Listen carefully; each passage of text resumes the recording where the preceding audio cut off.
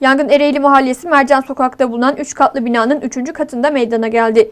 Edinilen bilgiye göre evde yalnız olan vatandaş elektrikli sobanın açık olduğu odada uyuyakaldı. Kısa süre sonra elektrikli sobadan kaynaklandığı değerlendirilen yangın çıktı. Odayı yoğun duman kaplaması üzerine uyanan ev sahibi alevleri fark ederek hızla kendini dışarı attı.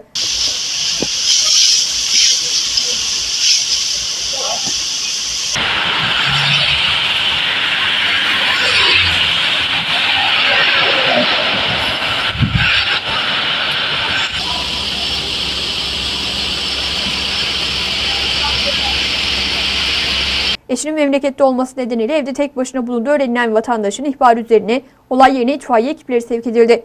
Ekiplerin müdahalesiyle yangın kontrol altına alınırken evde maddi hasar oluştu. Ev sahibinin sağlık durumunun iyi olduğu öğrenildi.